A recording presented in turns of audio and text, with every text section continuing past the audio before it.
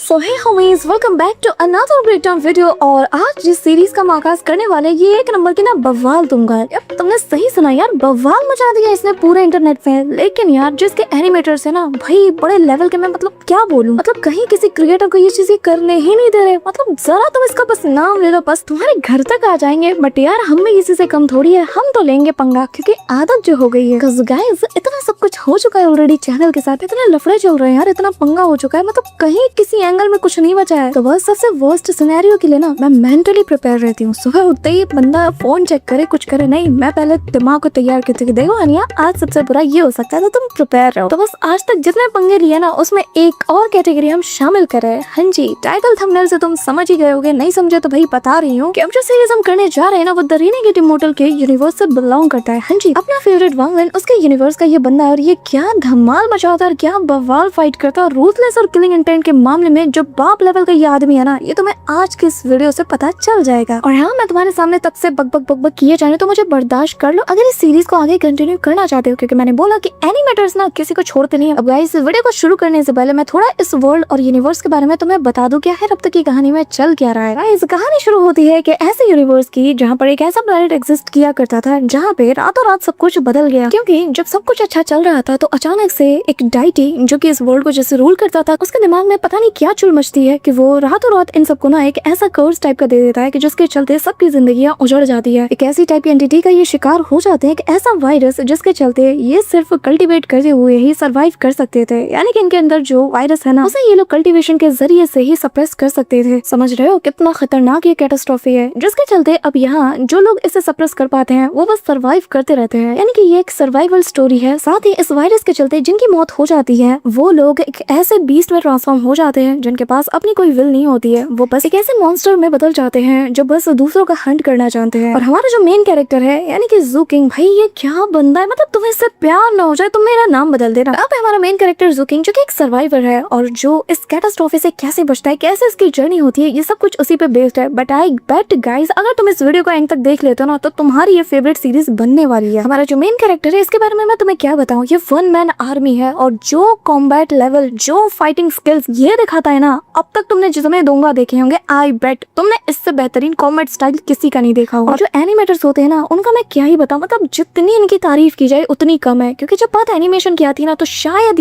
ही इनसे बेहतरीन कोई कंपनी हो। मैं नाम नहीं लूंगी क्योंकि यार नाम लेती हूँ तो बेड़ा गर्क हो जाता है, लेकिन काम जो ये करते हैं ना भाई कहीं किसी चीज में ना मतलब कुछ बाउंड्रीज ही नहीं है। इतना ब्रूटल सीन भी ये दिखा देते हैं कि भाई तुम्हारे रोंगटे खड़े हो जाएंगे। अब आई होप कि गाइस मैंने तुम्हें जितना कुछ बताया ना इससे तुम्हें थोड़ा सा तो कहानी के बारे में आइडिया लग चुका होगा। तो चलो फिर अब इस वीडियो को शुरू करते हैं। सो गाइस कहानी की शुरुआत एग्जैक्टली उसी कैटास्ट्रॉफी वाली रात से होती है जहाँ पे सब कुछ जश्न का माहौल चल रहा था, लेकिन अचानक से सब कुछ बदल जाता है। अचानक से लोग मारे जाने लगते हैं और हमारा मेन कैरेक्टर ज़ू किंग यहाँ पे तब 6 साल का था। इस दौरान वो हमें बताया लगता है कि इसके भाई ने एक बार कहा था कि जो हमारे वर्ल्ड के ऊपर जो डाइटी या फिर जो गॉड रहते हैं ना वो हमें प्रोटेक्ट करते हुए आ रहे हैं और फिलहाल के लिए इतने वक्त से वो सो रहे हैं, लेकिन फिर भी वो हमें प्रोटेक्ट करते हैं हर उस छोटे बड़े खतरे से जिसका हम सामना नहीं कर सकते। पर यहाँ ज़ू किंग बताता है कि पर एक रात सब कुछ बदल गया। मैंने उस डाइटी की आंख देखी, वो ब्रोकन आई जिससे निकली हुई एनर्जी ने सब कुछ मिटा के रख दिया। अब कहानी यहाँ से फास्ट फॉरवर्ड होती है और प्रेजेंट टाइम का हमें सीन दिखाया जाता है जहाँ नानहांग डिजर्ट में बसे ताइगो सिटी का सीन दिखाया जाता है। आज भी यहाँ पे उसी कैटास्ट्रॉफी के निशानात देखने को मिलते हैं और हम हमारे मेन कैरेक्टर को भी देख पाते हैं जो कि अब तक सर्वाइव करता हुआ आ रहा था। और इस दौरान कॉप्स ईटर वाले जो इंसेक्ट थे ना वो इनका शिकार करता है और वो मैं बताता है कि आज से ठीक 9 दिन पहले मैंने वापस से उस डाइटी की वो आंखें देखी जिसने की सब कुछ वापस से बर्बाद कर दिया। और तब एक ऐसी खूनी बारिश हुई कि जिसके जरिए से उस पानी के अंदर एक ऐसा वायरस मौजूद था जिसकी चपेट में आने वाला बंदा ऑन द स्पॉट ऐसे म्यूटेट हो जाता है और एक ऐसे बीस्ट में ट्रांसफॉर्म हो जाता है कि जिसे सिर्फ कत्लेआम करना आता हो। जितने मैंने अपनी जिंदगी में लोग नहीं देखे उससे ज्यादा मैं डेड बॉडीज देखता हुआ आ रहा। 7 साल पहले जो कैटास्ट्रॉफी यहाँ पे हुआ उससे उस डाइटी का मन नहीं भरा और वो अब फिर से मानव जाति को मिटाने में लगा हुआ है। वो डाइटी जो कि हमारे ऊपर बैठा हुआ है और सब कुछ देख रहा है। ये कहते हुए अब ज़ू किंग आगे बढ़ जाता है, मन में ये ठोस इरादा करते हुए कि चाहे जो हो जाए मैं हर हाल में सर्वाइव करूंगा। अब बीते 7 सालों से वो बस सर्वाइवल के लिए जो बेसिक नीड्स है ना उन सारी चीजों को कलेक्ट करने में लगा हुआ है। अब यहाँ सिटी लॉर्ड से उसे एक कल्टीवेशन मेथड भी मिलता है जैसे कि the mountain sea cultivation art कहा जाता है, जैसे कि ज़ू किंग अपने पास रख लेता है और मन में कहने लगता है कि मैं इस डाइटी के दूसरे इस खतरनाक गैस से भी बच गया। पहली निगाह में इसने आधी मानव जनजाति को मिटा दिया, दूसरी गैस के साथ जो बचे कुछ लोग थे इसने उन्हें भी मिटा के रख दिया। और अब जब मुझे जीने का दूसरा मौका मिला है तो मैं इस मौके को इतनी आसानी से जाने नहीं दूंगा। अब ज़ू किंग चलते चलते एक ऐसी जगह पे पहुंच जाता है जहाँ पर उसे पर्पल लाइट जैसी चीज नजर आती जाती है, जैसे कि वो हमेशा से देखना चाहता था लेकिन डर के मारे कभी वो गया नहीं। लेकिन आज हिम्मत करके जब वो जाता है तो उसे वहाँ एक पर्पल क्रिस्टल नजर आता है जैसे कि दी एमेथिस्ट कहा जाता है। अब ज़ूकिंग एक चीज नोटिस करता है कि ये जो एमेथिस्ट है ना, ये इतना ज्यादा कमाल का है कि पास में जो डेड बॉडी जो कि इसके कांटेक्ट में थी, जब तक वो इसके कांटेक्ट में थी ना, वो बिल्कुल ऐसा लग रहा था कि एक जिंदा आदमी बस सो रहा है। लेकिन द मोमेंट ज़ूकिंग इसको उसकी बॉडी से जब अलग करता है ना, तो उसकी बॉडी इतनी ज्यादा बुरी हो जाती है कि मैं तुम्हें क्या ही बताऊं। पलक झपकते ही ये एक इन्फेक्टेड डेड बॉडी में बदल गई। अब ज़ूकिंग समझ चुका था कि ये जो क्रिस्टल है ना, इसके अंदर कुछ बहुत ही कमाल की पावर है जिससे कोई भी इंजरीज इवन की डेड बॉडीज तक हील हो सकती है। अब यहाँ पे वो उसे जैसे अपने जख्म पे लगाता है ना, तो तेजी से उसका जख्म हील होता है और उसे छिपाने के लिए ज़ूकिंग अपने दिल में लगा जो घाव है ना, उसके ऊपर इसे चिपकाता है और जैसे इसे अंदर हल्का सा प्रेस करता है तो अचानक से इसकी बॉडी इसे अब्सॉर्ब करने लगती है और सीधा इसके अंदर जाके फिट हो जाता है। अब गाइस यहाँ से पूरा सिनेरियो बदलने वाला है क्योंकि ये जो एनेथिस है ये इसकी बॉडी में ऐसे इससे जुड़ जाता है जैसे कि इसका पार्ट, और इसकी सारी इंजरीज सेकंड्स में हील हो जाती है जैसे कि उसे कभी कोई चोट लगी ही नहीं थी। साथ ही यहाँ पे वो फील कर पाता है कि इसकी बॉडी में इंटेंस अमाउंट में स्पिरिचुअल एनर्जी इस वक्त फ्लो हो रही है। उसके मेरिडियंस भी काफी अच्छे से नरिश हो चुके हैं। इस दौरान वो सी माउंटेन कल्टीवेशन आर्ट को परफॉर्म करने का सोचता है, जहाँ धीरे धीरे वो कल्टीवेट कर रहा था और इस दौरान उसे अपने कॉन्शियसनेस के अंदर इसके बारे में पता चलता है। अब यहाँ पे मैं तुम्हें बता दूं कि ये जो सी माउंटेन कल्टीवेशन आर्ट है इसके अंदर टोटल 10 लेवल होते हैं और की कंडेंसेशन से लेकर जितने भी लेवल्स हैं तुम्हें उसके हर एक पार्ट को क्लियर भी करना होगा। और की कंडेंसेशन के हर एक लेवल को क्लियर करना ऐसा है कि जैसे तुम्हारे पास एक टाइगर की ताकत आ चुकी है और 5 टाइगर मिलकर एक श्याओ की ताकत को क्रिएट करते हैं। अब अंदाजे के लिए मैं तुम्हें बता दूं कि एक श्याओ की ताकत इतनी ज्यादा होती है कि वो एक पहाड़ तक को हिला सकता है और 2 श्याओ इज इक्वल टू एक कुई, और एक कुई की स्ट्रेंथ पूरे के पूरे समुद्र को हिला के रख सकती है। अब आई होप कि ये जो कल्टीवेशन का मेथड है ये तुम्हें समझ आ चुका है, बट फिकर नॉट यार, ये तो बस बेसिक है और इसका आगे कुछ खास लेना देना नहीं है। आगे जो तुम देखोगे तो भाई वो बस एक्शन, एनिमेशन और लॉट्स ऑफ धूम धड़ाका है। ज्यादा मैं यार तुम्हें बोल्ड होके बता भी नहीं सकती, वरना क्या बताऊं, मैं सब मेरे पीछे लगे हुए यार। अगर शॉर्ट में बताऊं तो ये कि अगर कोई एक कोई की पावर को हासिल कर लेता है ना, तो इसके चलते उसके पास इतनी स्ट्रेंथ आ जाएगी कि वो पहाड़ और समुद्र दोनों को हिला के रख सकता है। इसी के चलते इसे the sea mountain art technique कहा जाता है। अब आई होप कि तुम्हें थोड़ा सा बेसिक समझ आ चुका होगा। अब ऐसे ही कल्टीवेट करते दौरान अपना जो मेन कैरेक्टर है वो फर्स्ट लेवल को भी अचीव कर लेता है और उसमें ब्रेक थ्रू कर लेता है, यानी कि की कंडेंसेशन के फर्स्ट स्टेज पे। अब कहानी आगे बढ़ती है और ये जो खूनी बारिश हो रही थी ना, ये पूरी तरीके से थम जाती है और ज़ूकिंग फैसला करता है कि अब वो यहाँ से इस जगह को छोड़ देगा और कहीं दूसरी जगह पे जाएगा। रास्ते में उसे अपने बचपन का स्कूल नजर आता है जहाँ पर काफी सारे डेड बॉडीज पड़ी थी और यहाँ का नजारा देख कर ना उसे बहुत ज्यादा दर्द होता है और यहाँ प्रॉपर वे में सबका फ्यूनरल करते हुए वो उन्हें रिस्पेक्ट देता है। अब यहाँ अब गाइस जिस जगह पे वो मौजूद था उसे फॉरबिडन जोन कहा जाता है। अब अगर फॉरबिडन जोन में आग लगी होगी तो बच्चे कुछ जो सर्वाइवर्स हैं आसपास उन सभी को पता चल जाता है कि यहाँ पर कोई इंसान है। अब यहाँ मिस्टर ली नाम का एक काफी दमदार स्कैवेंजर्स का जो लीडर है वो यहाँ पे मौजूद था। उसे इस बात की खबर मिलती है और स्कैवेंजर्स जिनका काम ही है फॉरबिडन जोन को बहुत ही अच्छे से एक्सप्लोर करना, इसके मिस्ट्रीज का पता लगाना, तो वो अपने एक साथी को भेज देता है इस जगह को एक्सप्लोर करने के लिए, जहाँ एक मोटा सा आदमी ज़ूकिंग को देखते साथ ही उसे बुली करने की कोशिश करता है। लेकिन ज़ूकिंग भी बता देता है कि भाई तुम हो गए कोई स्कैवेंजर्स जो कि किसी के रूल्स को फॉलो नहीं करते और मैं भी अगर अब तक सर्वाइव करता हुआ आ रहा हूँ तो मेरे भी अपने पैतरे हैं। वो यहाँ पे इससे फाइट करने लगता है लेकिन तभी मिस्टर ली आ जाते हैं और इन दोनों को रोक लेते हैं और फिर वो ज़ूकिंग को ऑफर देते हैं कि वो उनके साथ चले, क्योंकि जो मिस्टर ली है वो काफी कमाल के पर्सन है। जब वो देख पाते हैं कि एक लड़का जो कि 2 बार इस कैटास्ट्रॉफी से बच पाया है, यानी कि जिंदगी ने इसे 2 बार मौके दिए हैं, तो आखिर हम होते कौन है इसे मारने वाले। अब ये बात कहीं ना कहीं ज़ूकिंग के दिल को ना ऐसे छू जाती है। भाई मैं एक बात तुम्हें बता दूं, ये बंदा दिखने में कितना ही रूथलेस क्यों ना हो, कितने ही रूथलेस फैसले क्यों ना ले, लेकिन दिल इसका बहुत नरम है, बहुत ज्यादा। लेकिन दिल का कंट्रोल भी ना इसके दिमाग के पास है। तो यहाँ वो इसकी बातें सुनता है और इसे फॉलो करने लगता है। अब इस दौरान वो जो फैट गाय था ना, यानी कि ये जो मोटा आदमी है, वो उसे चुनौती देता है कि आज रात तक तो तेरा खेल खत्म बेटा। अब यहाँ से ये लोग मूव कर जाते हैं और एक ऐसे खंडर वाली जगह पे पहुंच जाते हैं जहाँ पे ज़ूकिंग ना मौका देखते साथ ही सबसे पहले इस मोटे बंदे को अपने पीछे दौड़ा लेता है, क्योंकि वो भी जानता है कि अगर जीना है तो सबसे पहले इसे मिटाना होगा। बस फिर क्या कहते हैं ना कि गुस्से में इंसान का दिमाग काम नहीं करता, और ये भी इसे कमजोर सा लल्लू पंजू समझ के ना इसे फॉलो करता है कि है की कंडेंसेशन का पहले स्टेज का बंदा मुझे, जो कि की कंडेंसेशन के 3rd स्टेज पे है, उसे मिटाएगा कभी नहीं। अब यहाँ इनके बीच वो धुआंधार भाई धांसू बैटल जैसा कहते हैं ना वो देखने को मिलती है, जहाँ पे वो इस बंदे की ना बहुत बुरी तरीके से वाट लगा के रख देता है। मतलब इतना एक्यूरेट, इतना कैलकुलेट कैसे कर लिया इसने, मैं वही हैरान थी। मतलब जो बंदा अभी की कंडेंसेशन पे है वो इस हद तक अगर कैलकुलेशन कर सकता है, विच मीन्स यार आगे ना दोनों कम्युनिटी में अगर ये दोनों डोमिनेट ना करे तो तुम मुझे कहना। एक्सपीरियंस बहुत दूंगा देखे हैं, लेकिन इतना स्टार्टिंग से इतना ज्यादा एक्यूरेट पर्सन मैंने आज तक नहीं देखा। यहाँ पे वो हवा में जंप करते हुए इतना ब्रूटली इसका हाथ काट के रख देता है। यहाँ पे वो बंदा जैसे तैसे अपनी जान बचाने के लिए जाता है, लेकिन एनिमेशन भाई मैं क्या बताऊं, ऐसी टॉप नॉच एनिमेशन। यहाँ पे ये बंदा जो कि इससे ज्यादा स्ट्रॉन्ग है, लेकिन ज़ूकिंग इसके ऊपर अपना डोमिनेंस साबित करते हुए दरवाजा तोड़ते हुए अंदर आ जाता है। ये दरवाजा उसके ऊपर गिरता है और तभी ये कमाल की लाइन कि अगर कोई मुझे मारने की धमकी देना तो इसका सिर्फ एक ही सोल्यूशन है और वो है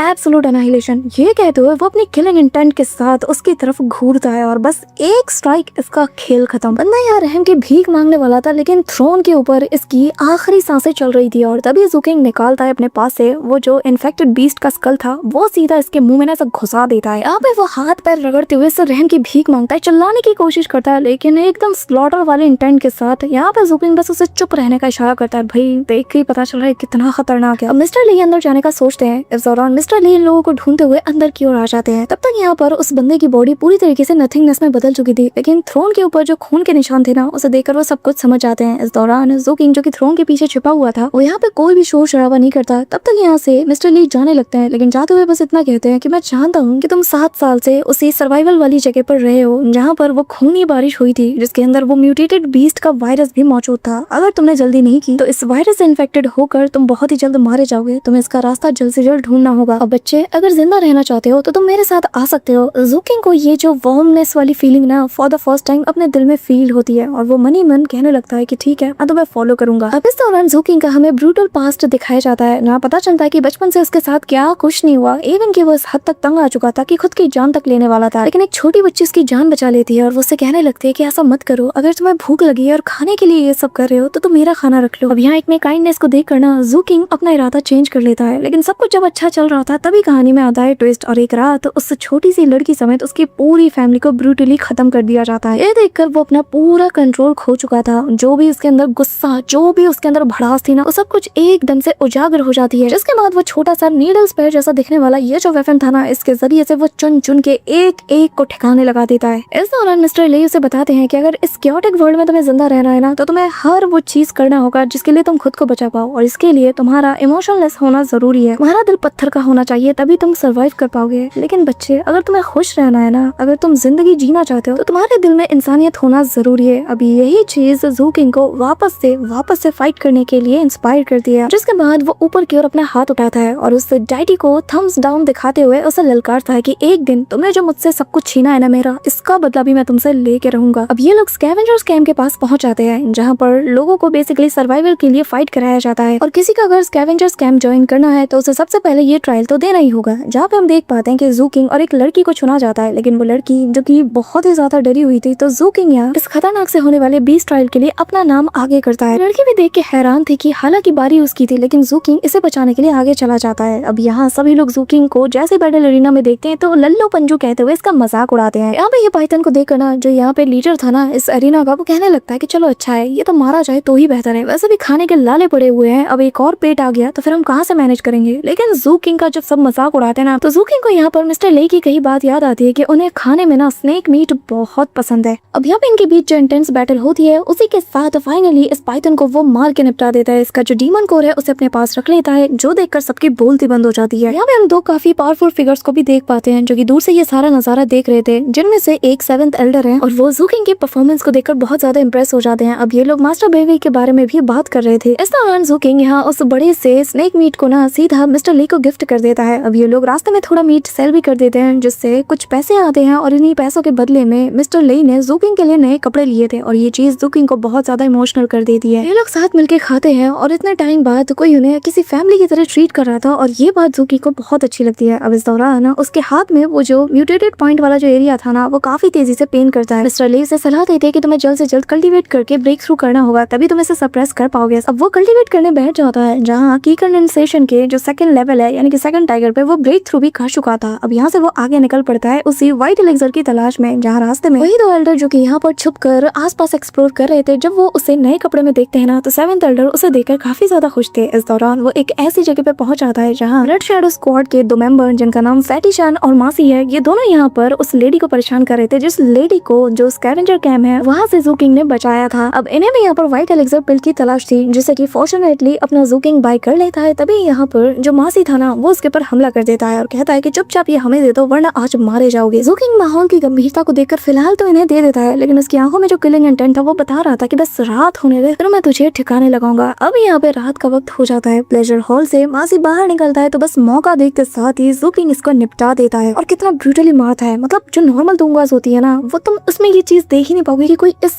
हद तक जा सकता है। अब इसे निपटाने के बाद वो सीधा मासी के पीछे पहुंच जाता है, जहाँ मासी समझ जाता है कि कोई तो उसे फॉलो कर रहा है। है। लेकिन अब हम देख पाते हैं कि भाई इनके बीच जो बैटल होती है ना वो भी बहुत इंटेंस लेवल की होती है, जहाँ पे अपने आयरन नीडल के जरिए से ना वो इसके ना स्कल की ऐसी धज्जियां उड़ा देता है, जैसे देखकर तुम समझ जाओगे कि यार इससे पहले जो हम देखते थे ना एनिमेशन में फाइट, वो बिल्कुल बच्चों वाली है। अब इस बंदे के पास से उसे एक घोस्ट स्कॉर्पियन जो येलो क्रिस्टल है वो मिलता है, जो कि काफी कमाल का क्रिस्टल है और ऐसा मान सकते हो कि ये एक लाइफ सेविंग क्रिस्टल जैसा है। और फिलहाल के लिए इसकी बॉडी को भी ठिकाने लगाने के बाद वो तो यहाँ से चला जाता है, लेकिन वो दो एल्डर्स जो कि ज़ूकिंग को फॉलो कर रहे थे वो वाकई में इससे काफी ज्यादा इंप्रेस हो जाते हैं। अब यहाँ जब घर वापस वो आता है ना तो मिस्टर ली जो कि इसकी फिक्र में पूरी रात सो नहीं पाए थे वो यहाँ पे उसे देखकर काफी ज्यादा खुश थे, लेकिन टफ फनी की एक्टिंग करते हुए उसे जताते नहीं कि उन्हें कुछ खास फर्क पड़ता है। लेकिन टेबल पे खाना देखकर ज़ूकिंग को भी एहसास हो जाता है कि उसका एक ऐसा घर है जहाँ पर उसका कोई अपना है जो कि हर रात उसका इंतजार करता है। अब नेक्स्ट मॉर्निंग तक ज़ूकिंग के जितने भी इंजरीज थी वो ठीक हो जाती है। अब नेक्स्ट मॉर्निंग यहाँ पे हम कुछ नए लोगों को देख पाते हैं जो कि थंडर स्क्वाड जो कि मिस्टर लेई का स्क्वाड है इसके मेंबर्स हैं। अब ज़ूकिंग को देख करना मिस्टर लेई सभी से उसका इंट्रोडक्शन कराते हैं। अब सबसे पहले हमें यहाँ पे एक बंदे को दिखाया जाता है जिसका नाम फैंग है और ये काफी कमाल का आर्चर है। इसे कल्टीवेशन की कंडेंसेशन के 4th स्टेज पे है। जिसके बाद बारी आती है मिस लुआन की जो कि काफी कमाल की फाइटर है, जो कि की कंडेंसेशन के 3rd लेवल पे है। साथ ही यहाँ पे इसकी स्पेशलिटी पता है क्या है कि ये बीस्ट से कम्युनिकेट कर सकती है। इसके बाद बारी आती है मैंगो की और ये बहुत ज्यादा स्ट्रॉन्ग है, अकेली 10 बंदों को हैंडल कर लेता है और वो दिखने में ही बस हट्टा कट्टा लगता है, लेकिन अंदर से ना इसका दिल बड़ा सॉफ्ट है। अब मास्टर ली बताने लगते हैं कि इस साल जो स्प्रिंग हार्वेस्ट कंपटीशन होगा ना उसमें कैंप लॉर्ड ने बता दिया कि जो भी टीम सबसे ज्यादा 7 लीफ ग्रास को लाएगी ना उसे ही विनर अनाउंस किया जाएगा और जीत के तौर पे उन्हें 3 डस्ट क्लींजिंग पिल्स दिए जाएंगे। अब गाइस यहाँ पे मैं तुम लोगों को बता दूं कि ये बहुत ही ज्यादा काम की चीज है, स्पेशली म्यूटेटिव जो लोग हैं ना जो कि वायरस के कांटेक्ट में आ चुके हैं उनके लिए तो भाई व्हाइट एलेक्सर से भी बढ़ के ये चीज है, क्योंकि उसकी ताकत इससे कई गुना ज्यादा है। गाइस इन लोगों ने इस कंपटीशन की तैयारी सालों पहले कर दी थी और जो बीज इन लोगों ने लगाए थे ना उस फ्लावर के, तो बस इन्हें फॉरबिडन जोन में जाकर उन्हें कलेक्ट करना है, जिसके बाद इनके अकॉर्डिंग ये जीत जाएंगे। अब मैनगुई समेत और जो मिस्टर ली हैं वो लोग तो ज़ूकिंग को ले जाना चाहते थे, लेकिन यहाँ पे जो फेंग और बाकी लोग थे उसे उसकी फिक्र हो रही थी क्योंकि वो एक नौजवान है और इतनी खतरनाक जगह पे वो सर्वाइव नहीं कर पाएगा। लेकिन फिर भी ज़ूकिंग हाँ कर देता है और अब ये जाने के लिए तैयार थे। वहीं दूसरी तरफ जो कैंप लॉर्ड और जो ब्लड शैडो स्क्वाड का कैप्टन मौजूद था, यानी कि वही बंदा जिसकी टीम से माशी और फैटीशान बिलोंग करते हैं, यहाँ पे वो थंडर स्क्वाड के बारे में सारी इन्फॉर्मेशन ऐसे दे देता है। अब ये लोग मिलकर यहाँ पे प्लान बनाते हैं कि ये लोग जब फॉरबिडन लैंड में उस 7 लीफ ग्रास को हार्वेस्ट करने जाएंगे ना तो वहीं पर इनका खेल खत्म कर दिया जाएगा। तभी ग्रैंड मास्टर भी जो कि कमाल के फिजिशियन है, रास्ते में इनकी मुलाकात होती है, यानी कि ज़ूकिंग और जो मिस्टर ली है ये इनके कारवां से गुजरते हैं और इनके बारे में ज़ूकिंग को वो सारी बात बता दे रहे कि ये कितने कमाल के पर्सनैलिटी है। इस दौरान इस कारवां में ग्रैंड मास्टर वाई भी ज़ूकिंग से नजरें मिलाते हैं और ऐसा लग रहा था कि जैसे वो ज़ूकिंग की ही बात कर रहे थे, लेकिन फिर ये लोग भी आगे बढ़ जाते हैं एंड देन फाइनली ये लोग उसी फॉरबिडन लैंड के पास पहुंच जाते हैं, जहाँ पे आते साथ ही मिस्टर ली सभी को बताने लगते हैं कि चाहे जो हो जाए हम यहाँ पर काफी बार आ चुके हैं लेकिन फिर भी हमें चौकन्ना रहना है। अब वो ज़ूकिंग से कहने लगता है कि तुम्हारे लिए ये मिशन नया है, तुम पहली बार हमारे साथ आए हो तो तुम्हें यहाँ पर काफी कुछ चीजें सीखनी पड़ेंगी और यहाँ की 3 चीजें बड़ी फेमस है। पहला है स्पिरिचुअल बीस्ट, दूसरा है ब्लड मेज और तीसरा है एक ऐसा गाना जो कि तुम्हें मदहोश कर देगा। अगर इनमें से किसी एक से भी तुम्हारा पाला पड़ता है तो तुम्हें काफी ज्यादा चौकन्ना रहना होगा। अब यहाँ पे सिंगिंग का सुनते साथ ही ज़ूकिंग भी काफी शौक था। फैंग बताता है कि हाँ तुमने सही सुना, लेकिन आज तक सिर्फ उस गाने को मिस्टर ली नहीं सुना है। अब चलते चलते ये लोग फाइनली 7 लीफ ग्रास का जो हार्वेस्टिंग एरिया था वहाँ पे पहुंच जाते हैं और ये लोग हार्वेस्ट करना शुरू कर देते हैं। इस दौरान मिस्टर ली ज़ूकिंग से कहने लगते हैं कि बच्चे क्या तुम्हें याद है जो भी मैंने यहाँ पर आने से पहले तुम्हें बताया था? ज़ूकिंग हाँ में जवाब देता है कि तभी मिस्टर ली से कहने लगते हैं कि मैं तुम्हें एक और एडवाइस देना चाहता हूँ और वो ये कि इस फॉरबिडन लैंड में तुम्हें सिर्फ बाहरी लोगों से बच के नहीं रहना है, बल्कि कभी कभी इंसान भी कभी कभी तुम्हारे सामने सबसे बड़ा खतरा बन के तुम पे हावी हो सकता है। कि तभी फेंग उनसे कहने लगता है कि हाँ, और स्पेशली जो ब्लड शैडो स्क्वाड है ये सबसे बड़ा खतरा है क्योंकि वो लोग इंसानों का ही शिकार करते हैं और उनके बॉडी पार्ट्स का भी। और तो और हमने काफी बार उनके बिजनेस डील में भी इंटरफेयर किया है जिसके चलते वो हमारी जान के भी दुश्मन है। अब यहाँ पे मिस्टर ली बताता है कि उससे भी बड़ी इंपॉर्टेंट चीज ये कि उन लोगों ने अपनी ताकत को बढ़ाने के लिए जो म्यूटेटेड बीस्ट है उनके बॉडी पार्ट्स को अपने बॉडी के अंदर लगाया है और उनके पास काफी स्पेशल टाइप की एबिलिटीज भी है। कि तभी यहाँ पर जो मैनगुई था उसे एक फ्लावर में कुछ अजीब लगता है और जैसे वो उसे स्मेल करता है वो चिल्लाते हुए कहता है कि कैप्टन यहाँ पे कुछ गड़बड़ है। और मिस्टर ली जब उस फ्लावर को स्मेल करते हैं वो समझ जाते हैं कि यहाँ पर किसी ने पहले ही कैसे पाउडर को छिड़का है जिसके चलते बीस्ट यहाँ पे अट्रैक्ट हो जाएंगे। होता भी बिल्कुल ऐसे ही है, जहाँ पे हम देखते हैं कि काफी सारे बीस्ट आकर इन पे हमला कर देते हैं। अब ये सभी लोग उनसे फाइट में बिजी हो जाते हैं कि तभी ज़ूकिंग के ऊपर भी काफी सारे बीस्ट हमला कर देते हैं, लेकिन ये तो अपनी कमाल की स्किल्स के बदौलत खुद को बहुत इजीली इनसे बचा लेता है। इसके स्किल्स को देखकर फेंग भी मन में कहने लगता है कि वाकई में यार ये बच्चा तो कमाल का है, मैं तो बेवजह इसकी फिक्र कर रहा था। कि तभी हम लुआन को भी देखते हैं जहाँ पर वो अपने पैर से ही एक बीस्ट की मुंडी को पकड़ती है और फिर उसका काम तमाम कर देती है। यहाँ पे सभी लोग काफी काफी अच्छी फाइट कर रहे थे, बीच में तो मैनगुई आकर ज़ूकिंग की भी जान बचाता है। कहने लगता है कि बच्चे, जब तक मैं यहाँ पर हूँ ना, कोई भी बीस्ट तुम्हारा बाल तक बांका नहीं कर पाएंगे। जिस पे ज़ूकिंग उसका शुक्रिया करता है कि तभी मिस्टर ले लुआन और फेंग से कहते हैं कि तुम लोग इस बच्चे को लेकर यहाँ से चले जाओ, यहाँ पे मैं और मैनगुई सब कुछ संभाल लेंगे। अब ये लोग यहाँ से जाने लगते हैं कि तभी हमें ब्लड शैडो स्क्वाड के कैप्टन को दिखाया जाता है, जो कि इन्हीं का शिकार करने के लिए तो इंतजार में था। अब ज़ूकिंग और उसके साथ ही दौड़ते दौड़ते ब्लैक स्केल्ड वुल्फ किंग के एरिया में पहुंच जाते हैं, जो कि टायर 3 के म्यूटेटेड बीस्ट है। पर तभी इनके सामने खाई आ जाती है और पीछे से काफी सारे बीस्ट इन पे हमला करते थे। ये लोग उन पे हमला करते हैं, लेकिन इनकी तादाद बहुत ज्यादा थी और एक बीस्ट तो सीधा आकर ज़ूकिंग को पकड़ते साथ ही खाई से कूद जाता है। यहाँ पे लुआन उसे आवाज देती है, लेकिन ज़ूकिंग को ये बीस्ट पूरी तरीके से जैसे ही खाने वाला था कि तभी ज़ूकिंग सीधा उसकी जुबान को ही अपने मुंह से काट लेता है और अपनी आयरन नीडल को सीधा उसके पेट में घुसा देता है और फिर ये लोग तेजी से नीचे जा गिरते हैं। तभी सीन शिफ्ट होता है और हमें फॉरबिडन रीजन के उसी घोस्ट फॉरेस्ट रिवर का सीन दिखाया जाता है, जहाँ पे मिस्टर ली और मैनगुई ने काफी सारे बीस्ट का काम खत्म तो कर दिया था, लेकिन मैनगुई काफी सारे म्यूटेटेड बीस्ट से इन्फेक्टेड हो चुका था, जिसके चलते मिस्टर ली से बताते हैं कि तुम्हें जल्द से जल्द उसी व्हाइट क्विल को लेना ही होगा, वरना या तो ये एक माइंडलेस बीस्ट में ट्रांसफॉर्म हो जाएगा या फिर इसकी बॉडी ही यहाँ पे एक्सप्लोड कर जाएगी। कि तभी यहाँ पे ब्लड शैडो स्क्वाड इनके ऊपर आग के गोले से हमला कर देती है और यहाँ पे उनका लीडर और उसके 2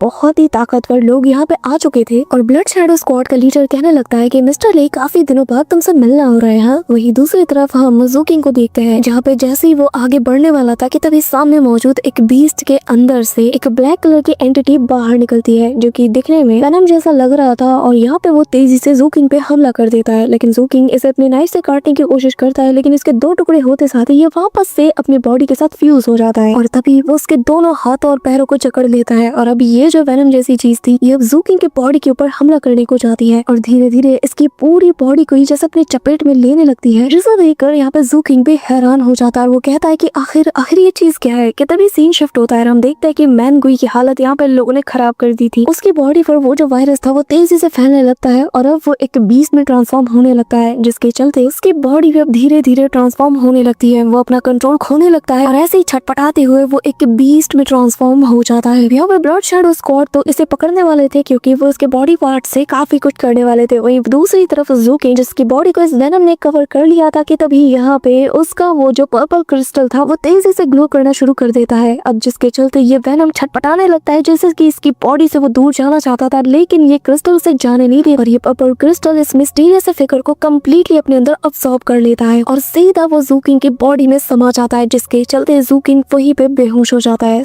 अब जिस चीज को यहाँ पर उस क्रिस्टल ने इसकी बॉडी के अंदर अब्सॉर्ब किया था ना, उसके चलते यहाँ पे जो उसकी स्पिरिचुअल एनर्जी की पावर है वो और ज्यादा बढ़ जाती है, यानी कि लेवल बढ़ता है तो वो ब्रेक थ्रू कर लेता है। और इस एलियन टेंट को अब्सॉर्ब करने के चलते जैसे ही वो ब्रेक थ्रू करता है तो उसे होश भी आ जाता है। अब की कंडेंसेशन के लेवल 3 पे पहुंचने के बाद यहाँ पे वो अपनी बॉडी में कुछ चेंजेस भी फील कर पाता है। लेकिन ज़ूकिंग वो ये देख के हैरान था कि आखिर इतना ज्यादा एलियन टेंट को अब्सॉर्ब करने के बाद आखिर ये जो दाग है ना उसकी बॉडी पर, ये मिट क्यों रहा है। अब तभी मैनगुई की हालत भी बहुत ज्यादा खस्ता हो चुकी थी। एलियन टेंट अब उसकी पूरी बॉडी पे कब्जा कर चुका था, लेकिन फिर भी वो बची कुची कॉन्शियसनेस के साथ मिस्टर ली को प्रोटेक्ट करने को चाहता है। लेकिन ये सभी लोग इन दोनों के ऊपर हावी पड़ जाते हैं। तभी इनमें से एक मेन बंदे को वो पकड़ते साथ ही खुद को सेल्फ डिस्ट्रक्ट करने के लिए रेडी हो जाता है, जो देखकर सबकी निगाहें इस पे सेट हो जाती हैं। अब ज़ूकिंग को भी मैनगुई की फिक्र होती है, वो उसे बचाने के लिए चाहता है, लेकिन तब तक वो सबके सामने खुद को डिस्ट्रक्ट कर लेता है। सभी को उसकी फिक्र हो रही थी और अगले ही पल उस बंदे का आधा शरीर सीधा ज़ूकिंग के सामने आ गिरता है। ज़ूकिंग को याद आता है कि कैसे मैनगुई ने कहा था कि लड़के चिंता मत करो, मैं हूं ना, मैं तुम्हें हर हद तक बचाऊंगा। और ये सीन भाई मैं तुम्हें क्या बताऊं, मेरे प्योर रोंगटे खड़े हो जाते हैं जब मैं इसे देखती हूँ। ये मेरा 3rd टाइम है जब मैं देख रही हूँ। यहाँ पे ज़ूकिंग अब इसकी सटक जाती है, वो इस बंदे की तरफ देखता है, अगले ही पल पैरों से ना इसे मसलना शुरू कर देता है। ये बंदा रहम की भीख मांगता है, लेकिन इसका ना इसे सर एकदम पूरे प्रेशर के साथ कुचल देता है। और भाई इसकी आंखों में जो किलिंग इंटेंट इस वक्त था ना इस पूरे स्क्वाड और इसके लीडर पे, वो देखने लायक था। उसके बाद ज़ूकिंग का एब्सोल्यूट स्लॉटर शुरू होता है, जहाँ वो पकड़ पकड़ के इन सभी को चुन चुन के मारता है और इतना ब्रूटली कि मैं तुम्हें क्या ही बताऊं। अब मिस्टर ले उसे कहने लगते हैं कि लड़के यहाँ से चले जाओ, यहाँ तुम्हारा कोई काम नहीं, लेकिन वो उसकी तो सटक चुकी थी और वो तेजी से अब मिस्टर ले को बचाने के लिए चाहता है। यहाँ पे हाउया जो कि 5th लेवल ऑफ की कंडेंसेशन पे है, उस बंदे को वो हैंडल करने के लिए आगे कर देता है और हुए ज़ूकिंग से कहता है कि अब मैं तुझसे खेलूंगा, तो बता दो कि आखिर तुम्हें कैसी मौत चाहिए। ये कहते हुए वो उसके ऊपर काफी सारे फायरवॉल से हमला करता है। अब ज़ूकिंग इसके हर एक अटैक से डॉज करते हुए इसके ऊपर हमला करने जाता है, लेकिन ये बंदा उसकी तरफ एक जायंट से मीटियोर जैसे बॉल को क्रिएट करते हुए हमला करता है। लेकिन ज़ूकिंग तो इस अटैक से भी बचते हुए उसके ऊपर हमला कर देता है। तभी वो अपने पास एक शील्ड को बनाता है और टेम्परेचर इतना ज्यादा था कि इसकी खाल तक उधड़ने लगती है और अगले पल ये बंदा इसे मार के ना दूर फेंक देता है। अब यहाँ इसका हाथ डिसलोकेट हो चुका था, लेकिन अगले ही पल वो जो पर्पल क्रिस्टल था ना वो अपना काम दिखाना शुरू कर देता है। इसका हाथ सेकंड में हील हो जाता है और ये पहले जैसा तरोताजा फील करता है। अब तभी यहाँ पे वो वापस से उसके ऊपर हमला करने जाता है, क्योंकि अब इसे भी काफी ज्यादा गुस्सा आ चुका था कि एक मामूली सा की कंडेंसेशन का 3rd लेवल का कल्टीवेटर मेरे आगे इतनी देर तक टिक कैसे पा रहा। और ज़ू किंग अपने पास से वो घोस्ट स्कॉर्पियन जो क्रिस्टल है उसे निकाल लेता है, जिसके बारे में कहा यह जाता है कि इसका जो वेनम है ना ये इंस्टेंटली सबके पोटेंशियल को बूस्ट कर देता है। और जैसे ही वो इसे यूज करता है ना तो भाई पलक झपकते साथ ही इसके साथ फाइट करता है और इंटेंस बैटल के बाद सेकंड स्ट्राइक में ज़ू किंग उस नीडल को ना इसके आर पार कर देता है और एकदम ब्रूटली मौत भी से देता है। पकड़ता है इसकी मुंडी को और इसे मारने के लिए चाहता है। ये बंदा अपने कैप्टन से हेल्प मांगता है और यहाँ पे जो इनके स्क्वाड का कैप्टन है वो कहता है कि लड़के उसे छोड़ दे अगर तो जिंदा रहना चाहता है। वो यहाँ पे ज़ू किंग को धमकाता है, लेकिन ज़ू किंग भाई वांगलैंड के यूनिवर्स का है, अगर इससे कम रूथलेस निकले तो तुम कभी टिक नहीं पाओगे। बस फिर क्या, वो अगले ही पल ना इसका खेल खत्म कर देता है। मैं तुम्हें बता नहीं सकती भाई, इससे आगे मैंने बता दिया तो भाई खत्म सब कुछ। मतलब यार गले के पास जो नस होती है ना याद है, मतलब उस पे कौन वार करता है और बिल्कुल ऐसे आर पार। मिस्टर ली के ऊपर गुस्सा उतारने के लिए वो उनके ऊपर हमला करता है। उनके एक आर्म को ऑलमोस्ट काट चुका था, लेकिन तभी ज़ू किंग बीच बचाव के लिए आ जाता है, लेकिन यहाँ पे वो दोनों को मार के लिटा देता है। लेकिन ज़ू किंग वापस से उठ खड़ा हो जाता है, क्योंकि वो जो क्रिस्टल था ना उसके बॉडी के अंदर वो बहुत ही अच्छे से काम कर रहा था। ये देखकर ये बंदा भी शॉक था कि इसने मेरी फर्स्ट और वो भी इतनी इंटेंस स्ट्राइक को भी हैंडल कर लिया और अभी तक मेरे सामने खड़ा है। और मिस्टर ली उसे भागने को कहते हैं, लेकिन वो यहाँ से हिलता तक नहीं। पर तभी जैसे ही बंदा उस पर हमला करने जाता है अचानक से चारों तरफ गुनगुनाने की आवाज आती है और यहाँ पे काफी सारे घोंसले फिगर्स यहाँ आने लगते हैं। चारों तरफ ब्लड मिस्ट नजर आ रहा था और ये लोग भी समझ नहीं पाते कि आखिर ये क्या है, लेकिन मिस्टर ली जानते हैं कि आखिर ये चीज क्या है। अब यहाँ पे गाइस ये जो चीज है इसे फोरबिडन जोन का हॉरर कहा जाता है, एक ऐसा डर जो कि सभी को दहशत में रखे हुए है। अब मिस्टर ली इकलौते वो पर्सन है जो कि 2 बार इसे सुन चुके हैं, लेकिन आज तक जो भी इस गाने को सुना है ना वो जिंदा नहीं रह पाया। तभी यहाँ पे वो जो कैप्टन था वो भागने की कोशिश करता है, लेकिन ज़ू किंग अपने उस वेपन को चला के मारता है। अब तभी यहाँ पे 1 सेकंड का फासला था, क्योंकि ये बंदा जानता था कि मैं इससे बहुत इजीली डॉज कर सकता हूँ, लेकिन तभी यहाँ पर एक लेडी का जूता नजर आता है और जो कि जैसे ही पैर रखती है ना सब कुछ यहाँ पे फ्रीज हो जाता है। यहाँ पे ज़ू किंग, उसका वेपन और ये आदमी तीनों फ्रीज हो जाते हैं और अगले ही पल काफी सारे मॉन्स्टर्स फिगर आगे निकलते हैं और यहाँ पर 2 टेंटिकल्स इस बंदे को पूरी तरीके से जकड़ते हुए अपनी ओर खींचने लगते हैं। वो बंदा दर्द के मारे छटपटाता है और ये नजारा देखकर यहाँ पे अपना जो मेन कैरेक्टर है वो पूरी तरीके से स्पीचलेस हो चुका था। अब हमें उसी लाल कलर के ये जो एम्ब्रॉयडर्ड शूज है ना इनको दिखाया जाता है, जो कि धीरे धीरे कदम बढ़ाते हैं और जहाँ जहाँ कदम रखते हैं वो जगह पूरी तरीके से फ्रीज हो चुकी थी। अब यहाँ पे वो अपनी पावर से ज़ू किंग को भी फ्रीज करना शुरू कर देती है। उसका हाथ, उसकी आधी बॉडी फ्रीज हो चुकी थी, लेकिन तभी मिस्टर ली कहते हैं कि ताओ हांग ये तुम ही हो ना, तुम वापस आ गई। और तभी यहाँ पे वो लेडी उसकी बात सुनकर उसके पास जाती है और तभी हमें उस लेडी का रियल वाला फैंटम नजर आता है कि आखिर वो दिखती कैसी है। अब गाइस हमें पता चल रहा है कि असल में ये वही लेडी है जो कि मिस्टर ली की फियांसे है और जिससे कि वो बहुत ज्यादा प्यार करता है। और जैसे पास्ट में जब उसने इसकी तरफ हाथ बढ़ाया था ना उसके साथ अपनी पूरी जिंदगी बिताने के लिए, यहाँ पर भी वो उसकी तरफ हाथ बढ़ाती है और ये देखकर मिस्टर ली भी अपना हाथ बढ़ाते हैं। उन्हें इस पल का न जाने कब से इंतजार था, लेकिन उसका हाथ उनके आर पार हो जाता है। जैसे कि वो बता रही हो कि मैं जा चुकी हूँ, मैं तुम्हारा बस पास्ट हूँ। अब तभी मिस्टर ली को बहुत ज्यादा दुख होता है, लेकिन यहाँ पे उनकी फियांसे उनसे काफी दूर चली जाती है और सब कुछ नॉर्मल भी हो जाता है। मिस्टर ली इस हद तक इंजर्ड हो चुके थे कि तभी उनकी जो रियल एज है वो नजर आने लगती है। वो यहाँ पर अब खुद को और कंसील करके नहीं रख सकते थे। ज़ू किंग उनकी मदद करता है, लेकिन वो बताने लगते हैं कि हमें यहाँ से निकलना होगा। साथ ही वो रास्ते में उसे सारी बात बताने लगते हैं कि ये जो सिंगिंग है ना, जैसे कि हमने सुना है, इसे सबसे डेंजरस चीज कहा जाता है इस फोरबिडन जोन का, क्योंकि जो भी इसे सुनता है वो कभी बच नहीं पाता। लेकिन मैं उन रेयर सर्वाइवर्स में से हूँ जिन्होंने कि इसे सुना और वो इससे बच भी गए। अब यहाँ पे चलते चलते ये लोग वापस से काफी सारे मॉन्स्टर से भिड़ जाते हैं, जिनसे छिपते छिपाते ये लोग काफी आगे तक आ चुके थे। अब यहाँ पर जब सारे रास्ते ब्लॉक हो चुके थे, यहाँ पे मिस्टर ली कहते हैं कि प्लीज मुझे छोड़ दो और यहाँ से चले जाओ, लेकिन ज़ू किंग हार नहीं मानता। तभी यहाँ जब चारों तरफ अंधेरा छा चुका था, उम्मीद की किरण बन के इनके सामने मैनगुई आता है। वो मैनगुई जो कि एक बीस्ट बन चुका है, लेकिन अभी भी उसकी जो विल पावर है ना वो कहीं ना कहीं उसे इन लोगों की मदद करने पे मजबूर कर देती है और वो इन सभी को रास्ता दिखाता है। ये देखकर तो ज़ू किंग और ज्यादा इमोशनल हो जाता है कि बेचारे ने किस हद तक मिस्टर ली और उसे बचाने के लिए कोशिश की और अब तो मरने के बाद भी वो इनकी मदद कर रहा है। इस दौरान एंट्रेंस के बाहर ये दोनों ऑलरेडी इन दोनों का वेट कर रहे थे और फाइनली यहाँ पे ज़ू किंग मिस्टर ली को लेके आ जाता है। जब इन्हें पता चलता है कि मैनगुई के साथ क्या हुआ है, यहाँ पे सभी लोग उदास हो जाते हैं, लेकिन जिन लोगों ने इसके साथ ये हरकत की यानी कि ब्लड शैडो स्क्वाड, इनको भी पूरी तरीके से वाइप आउट कर दिया गया है। अब यहाँ पे उनको ट्रीटमेंट करने के लिए मास्टर बे के पास ले जाया जाता है, जहाँ पे वो इनकी कंडीशन को देख के बताते हैं कि हालत बहुत ज्यादा बिगड़ चुकी है। अब यहाँ पे वो ज़ू किंग को एक प्रिस्क्रिप्शन पकड़ाते हुए बताते हैं कि ये सारी चीजें करो तो ही शायद इनकी जान बच पाएगी। अब तभी दूर से इन लोगों की हरकत पे एक मास्टर मैन और कैंप लीडर दोनों मौजूद थे। अब ये मास्टर मैन जिसका नाम मिस्टर सन है, जो कि नाइट टफ स्क्वाड का लीडर है, वो कहने लगता है कि अगर तुम्हें जल्द से जल्द इन स्क्वाड को ठिकाने नहीं लगाया ना तो अगली बार मैं तुम्हारे लोगों के सिर को हार्वेस्ट करूंगा। अब यहाँ ये बंदा बहुत ही ज्यादा ब्रूटल है। अब गाइस मैं बता दूं कि ये लोग यहाँ पे हमला इसलिए नहीं कर रहे क्योंकि ऑलरेडी यहाँ पे ग्रैंड मास्टर बेई मौजूद है और ये पूरी की पूरी जगह जिनगांग सेक्ट के अंडर में आती है, इसीलिए ये लोग कुछ भी ऐसा वैसा नहीं कर पा रहे। अब यहाँ पे ये बंदा जो है मिस्टर ली को बहुत अच्छे से जानता है और आगे ये जो ऐसी हरकत करेगा ना, इससे तुम्हारा ऐसे खून खौल उठेगा। अब मिस्टर ली को बचाने के लिए जो ज़ूकिंग है ना, वो वापस से जो मास्टर बाई है उसके पास जाते हैं, उससे पूछने लगते हैं कि क्या कोई और तरीका नहीं है उन्हें बचाने का, जिस पे वो डेस्टिनी फ्लावर का बताते हैं, जिससे किसी की फेड हो रही लाइफ स्पैन को भी वापस से रिगेन किया जा सकता है। बस फिर क्या, ज़ूकिंग को बस इतना पता चलना था और वो दिन रात एक कर देता है। रोज वो फोरबिडन लैंड में जाता है और उस फ्लावर को जी जान लगा के ढूंढने में लग जाता है, लेकिन हर बार वो कुछ और ही लेके घर लौटता है और हर बार मास्टर से जब पूछता है कि क्या ये वही फ्लावर है, तो हर बार वो मना कर देते हैं। यहाँ पे मास्टर बेबी काफी ज्यादा हैरान थे क्योंकि डेस्टिनी फ्लावर बहुत ही ज्यादा रेयर है, सुप्रीम रेयर फ्लावर है यार, और ये बहुत रेयरली ही नजर आता है। अब यहाँ पे मास्टर के ना 2 डिसाइबल थे, जिनमें से लेडी का नाम था तिंग यू और जो बंदा था उसका नाम था चेन फे युआन, और ये दोनों ही ठीक ठाक स्टूडेंट थे। इस दौरान ज़ूकिंग ना रोज यहाँ पर छिप कर इनकी क्लासेस को अटेंड किया करता था। बेचारे के पास इतने पैसे नहीं कि वो मास्टर बी के डिसाइपल बन पाए, यानी कि देने के लिए कुछ था ही नहीं, तो कैसे वो इनकी क्लासेस को ज्वाइन करता। तो वो छुप के क्लासेस अटेंड किया करता और जितनी बार भी वो उन्हें अपने फ्लावर्स को चेक कराता ना, उतनी बार इन्हें कुछ ना कुछ देता। अब यहाँ ऐसे ही करते करते 1 महीने से ज्यादा का वक्त बीत चुका था और एक दिन जब बारिश हो रही थी तो सभी को लग रहा था कि शायद आज वो नहीं आएगा, लेकिन तभी ज़ूकिंग लड़खड़ाते हुए चुपचाप आकर कोने में खड़ा हो जाता है और इनकी क्लासेस को अटेंड करता है। उसकी ये लगन देखकर जो मास्टर बी है वो यहाँ पर चेन फे युआन का टेस्ट लेते हैं, लेकिन वो सुना नहीं पाता, तो मास्टर उसे एक्स्ट्रा होमवर्क देते हैं। अब मास्टर उस लड़की से भी सवाल करते हैं, लेकिन वो भी इसका ठीक जवाब नहीं दे पाते और काफी बार अटकती है। तभी यहाँ पे मास्टर कहते हैं कि लड़के अब तुम जवाब दो। तभी ये सुनकर ज़ूकिंग भी हैरान था कि मास्टर को पता कैसे चला कि मैं यहीं पे हूँ। अब मास्टर जिस हब के बारे में इससे सवाल करते हैं ना, उसका ये सही जवाब दे देता है, लेकिन फिर मास्टर पूछने लगते हैं कि बताओ आखिर ये किस काम आता है। वो इसका भी सही जवाब दे देता है। तभी मास्टर पूछने लगता है कि अब मुझे जरा इसके सिम्टम्स बताओ। इसका जवाब भी ज़ूकिंग बहुत ही अच्छे से दे देता है बिना अटके, जो सुन के तो दोनों डिसाइपल्स काफी ज्यादा शॉक थे। अब उसके जवाब सुनकर मास्टर इतने ज्यादा खुश हो जाते हैं कि वो उसे एक के बाद एक अलग अलग चीजों पे सवाल करते हैं, जो कि उन्होंने अब तक इन लोगों को ठीक से पढ़ाया भी नहीं, उसके बारे में भी सवाल करते हैं और वो सब का जवाब देता है। मास्टर भाई मन ही मन स्माइल करते हैं और तभी हमें पास्ट का एक सीन दिखाया जाता है जहाँ पर वो जो 7th एल्डर है ना, उन्होंने खुद मास्टर बी से रिक्वेस्ट किया था कि कैंप में एक ऐसा नौजवान है जो कि मेरे ख्याल से बहुत ही अच्छा है और काफी ज्यादा माहिर है, अगर आपको वो सही लगता है तो आप उसे अपने डिसाइपल के तौर पे एक्सेप्ट करें, मैं बस ये चाहता हूँ। जिसके बाद मास्टर इससे काफी ज्यादा प्रभावित हो जाते हैं और उससे कहने लगते हैं कि कल से तुम मेरी क्लासेस को अटेंड करने के लिए आओगे और हाँ, लेट बिल्कुल मत होना। ये सुनकर वो दोनों भी काफी ज्यादा खुश थे और मिस्टर ले एक प्राउड फादर की तरह बिल्कुल ऐसे रिएक्ट करते हैं जैसे वो उनका ही बेटा हो और बहुत ज्यादा खुश होते हैं। उसे कुछ पैसे और एक वाइन देते हुए कहता है कि हमारे पास देने के लिए ज्यादा कुछ तो नहीं है, लेकिन मैंने सुना है कि उन्हें अच्छी क्वालिटी का वाइन बहुत ज्यादा पसंद है और हाँ, याद रखना तुम्हें अब जी जान लगा के पढ़ाई करनी है। अब ऐसे दिन बीत रहे थे और तभी मिस्टर ले ज़ूकिंग को एक दिन खाना पकाने को देते हैं और भाई वो क्या पकाता है मैं तुम्हें क्या ही बताऊं। अब यहाँ इसकी हालत देखकर सभी लोग मुंह बनाने लगते हैं, लेकिन मिस्टर ले कहने लगते हैं कि अरे इन्हें इग्नोर करो, इन्हें क्या पता खाने का स्वाद कैसा होता है, और वो बिना रिएक्शन दिए उसे खा जाते हैं। लेकिन जब ये देखकर ज़ूकिंग खुद खाता है ना अपने खाने को, उसका पूरा टेस्ट ही बिगड़ जाता है और वो खुद ही कहता है कि आखिर ये मैंने क्या बना दिया। ऐसे ही कुछ महीने गुजर जाते हैं। ज़ूकिंग यहाँ पे रोज फोरबिडन जोन जाता उस डेस्टिनी फ्लावर को ढूंढने, साथ ही यहाँ पर जो अलग अलग हर्ब्स मिलते हैं उन्हें बेच के कुछ पैसे भी कमा लेता था। अब एक दिन उसे पता चलता है कि मास्टर यहाँ से जा चुके हैं, लेकिन जाने से पहले उन्होंने एक नोट छोड़ा था जिसमें बताया था कि मुझे खुशी है कि मैं तुमसे मिल पाया, लेकिन मुझे बहुत ही अर्जेंट काम के चलते यहाँ से जाना पड़ रहा है। मैं तुम्हें भी अपने साथ ले जाना चाहता था, लेकिन मैं जानता हूँ कि तुम्हारी अपनी किस्मत है जिसे तुम फॉलो कर रहे हो। अब साथ ही उन्होंने उसके लिए एक नोट भी छोड़ा था जिसके जरिए से वो व्हाइट एलिक्सर को बना सकता है और उसे बताता है कि अगर तुम कभी भी चाहो ना तो तुम आकर हमसे मिल सकते हो। साथ ही वो बताते हैं कि जब तक हम जिंदा है तब तक उम्मीद बाकी है और हम दोबारा जरूर मिलेंगे। अब यहाँ पे काफी महीने ऐसे बीत जाते हैं और वो लगातार फोरबिडन जोन में उस डेस्टिनी फ्लावर की तलाश में जाता है। एक दिन उसके पीछे काफी सारे ये जो घोंसली फिगर्स थे ये पड़ जाते हैं, तो वो एक टेंपल के पास चला जाता है जहाँ पे कहा यह जाता है कि अगर कभी भी फोरबिडन जोन में तुम अटक जाओ तो बस इन टेंपल के अंदर छुप जाओ और रात बिता लो, जिसके बाद तुम सेफ रहोगे। अब यही सोचकर वो भी इस टेंपल के अंदर चला जाता है, जहाँ पर उसके कदम रखते साथ ही ये जो एंशिएंट रिलिक्स थे ना ये जैसे एक्टिवेट हो जाते हैं और एक बैरियर को फॉर्म कर लेते हैं, जिसके चलते कोई भी एक कदम आगे नहीं बढ़ा पाता। तभी उससे सामने एक वॉल नजर आती है जिसे कि वो छूने की कोशिश करता है और जैसे ही हल्का सा टच करता है ना तो यहाँ पर एक एनर्जी उसकी बॉडी में एक्टिवेट हो जाती है और तभी उसे पास्ट मेमोरीज नजर आती है, जहाँ पे उसे बताया जाता है कि ये जो एंशिएंट किंगडम है ना इसके जो रूलर है उसने अपने पीछे एक हेवन सेवरिंग ब्लेड को पीछे छोड़ दिया और वो भी एक ऐसे पर्सन के लिए जो कि चोजन वन हो, जिसके जरिए से ताओ उसकी बॉडी के अंदर एंटर होगा। अब यहाँ पे वो वॉइस कहने लगती है कि तुम्हें मेरी पावर को बोरो करना होगा ताकि तुम मेरी जो ब्लेड इंटेंट है उसे मैनिफेस्ट कर पाओ। यहाँ पे ज़ूकिंग को बहुत दर्द होता है, लेकिन तभी वो ताई कांग की जो स्वॉर्ड इंटेंट है कहीं ना कहीं उसकी कॉम्प्रिहेंशन में लग जाता है, लेकिन अगले ही पल सब कुछ यहाँ गायब हो जाता है और वो नॉर्मल था। अब इस दौरान यहाँ पर एक जाइंट से मॉन्स्टर को देख पाते हैं जो कि यहाँ पर एक पंच मार के इसके बैरियर पे क्रैक ले आता है। तभी यहाँ जो एंशिएंट रिलिक्स की पावर्स है वो एक्टिवेट हो जाती है और यहाँ पे जाइंट से फिगर को हम बनता हुआ देख पाते हैं, जो कि कहता है कि हजारों सालों से कोई भी यहाँ अपनी बुरी शक्तियों के साथ नहीं आ पाया, तो आखिर तुम्हारी हिम्मत कैसे हुई मुझे ऑफेंड करने की। अब गाइज ये असल में ताइकांग टेंपल का गार्डियन है, जो कि कहने लगता है कि आज मैं बुराई का अंत करके रहूंगा। अब इसकी जाइंट सी बॉडी यहाँ पे अपीयर होते साथ ही इनकी बॉडी को कंट्रोल करने लगती है। जुकिंग का हाथ अपने आप उठता है और अचानक से वो खुद भी हैरान था कि मेरी बॉडी को कौन कंट्रोल कर रहा है, और इसके हाथों में एक स्वॉर्ड इंटेंट बन जाता है। जिसके बाद वो हेवन एंड अर्थ की पावर को समन करते साथ ही एक चालाक स्वॉर्ड अटैक मारता है, जिसके चलते ये जो जाइंट सा मॉन्स्टर है ना, इसके 2 टुकड़े हो जाते हैं। ये सब कुछ खत्म हो जाता है और इमीडिएटली यहाँ पे वो इस ब्लेड इंटेंट को कॉम्प्रहेंड करने में लग चुका था। पूरी रात वो इस कॉम्प्रहेंशन में लगा देता है और फाइनली वो अगली सुबह की कंडेंसेशन के 4th स्टेज पे ब्रेक थ्रू कर लेता है। लेकिन उसके बॉडी में जो स्पिरिचुअल एनर्जी कंडेंस हो रही थी ना, इसकी तादाद बढ़ती जाती है, जिसके चलते अगले ही पल वो 5th लेवल पे भी ब्रेक थ्रू कर लेता है। और इस वक्त वो 5th लेवल के बिल्कुल पीक पे था, जिसका मतलब 5 टाइगर्स मिलके एक शाह को बनाते हैं। जुकिंग पहले से बहुत ज्यादा स्ट्रॉन्ग बन चुका है। तभी उस मॉन्स्टर को मारने के बाद ना उसे यहाँ पर एक स्कार रिमूविंग स्टोन मिलता है, जिसे वो अपने पास रख लेता है। तभी एक बंदा आता है जो कि उसी 7th एल्डर के साथ मौजूद था, जो कि यहाँ पे उसे एक टोकन देने आता है, लेकिन जुकिंग लेता नहीं। लेकिन वो बंदा कहता है कि देखो बच्चे, मैं तुम्हें यहाँ पर कोई भी नुकसान पहुंचाने नहीं आया, मैं तो बस ये टोकन देने आया था और इसके जरिए से तुम पास के सिटी में जा सकते हो, जहाँ पर अगर तुम इसे दिखाओगे तो तुम्हें फ्री टेलीपोर्टेशन मिलेगा और जिसके जरिए से तुम क्यूशू टाउन ट्रायल के लिए जा पाओगे। अब ये वही जगह है गाइस जहाँ पर मास्टर बेई गए हैं, जिसका मतलब जुकिंग समझ आता है कि ये मास्टर बेई को जानता है। अब रास्ते में आते वक्त ना इसे लीटू सेक्ट का एक कारवां नजर आता है, जो कि असल में लीटू सेक्ट का जो मैसेंजर है ना, उसका यहाँ पे कारवां जा रहा था, जिसे देखकर यहाँ पे डिफेंसिव मोड में आ जाता है। पर तभी यहाँ पे हमें वही लेडी दिखाई जाती है जिसे कि उसने स्कैवेंजर कैंप से बचाया था, और वो बताती है कि असल में मेरा भाई मुझे यहाँ पे लेने आया है। जाने से पहले वो उसे एक कैंडी देती है और कहती है कि मेरी मदर ने कहा था कि जब भी दिल उदास हो तो कैंडी खाना चाहिए, इससे हमारा ध्यान भटक जाता है, जिससे हमें खुशी होती है। अब यहाँ पर जो स्टोन उसे मिला था ना यहाँ उस टेम्पल से, तो वो स्कार हीलिंग स्टोन को इसे दे देता है। अब वो लेडी उसे अपने साथ चलने को कहती है, लेकिन वो मना कर देता है और मन में कहता है कि मेरे पास कोई है जो कि घर में मेरा इंतजार कर रहा है, कोई ऐसा जो मेरे पिता समान है और जिसे छोड़ के मैं नहीं जा सकता, कोई ऐसा जो कि मेरा अपना ना होकर भी मेरा सबसे करीबी है, एक ऐसी जगह जो कि बहुत ही ज्यादा मेस्ड अप है लेकिन फिर भी घर है, एक ऐसी जगह जहाँ पर मुझे सुकून हासिल होता है। कहते हुए वो दौड़ते हुए सीधा अपने घर की ओर जाता है, यानी कि मिस्टर ले के घर की ओर, जहाँ पर उसे यकीन था कि मिस्टर ले खाने के साथ उसका इंतजार कर रहे होंगे। लेकिन जैसे ही वो गेट खोलता है ना, तो सामने का जो वो नजारा देखता है उसका दिल दहल उठता है। और इसी सस्पेंस के साथ ये जो पार्ट था यहीं पे एंड होता है और इसके नेक्स्ट पार्ट में बहुत मजा आने वाला है। बट गाइस, जितना ज्यादा तुम वीडियो को लाइक करोगे, शेयर करोगे, कमेंट करोगे, उतनी जल्दी मैं तुम्हारे लिए नेक्स्ट ब्रेकडाउन वीडियो ले आऊंगी। अब यार ये बहुत ही रिस्की था, लेकिन मैंने फिर भी किया। आई होप कि तुम लोग इसे ज्यादा से ज्यादा सपोर्ट जरूर दिखाओगे। तो मिलते हो मैं तुमसे नेक्स्ट ब्रेकडाउन वीडियो के साथ, तब तक के लिए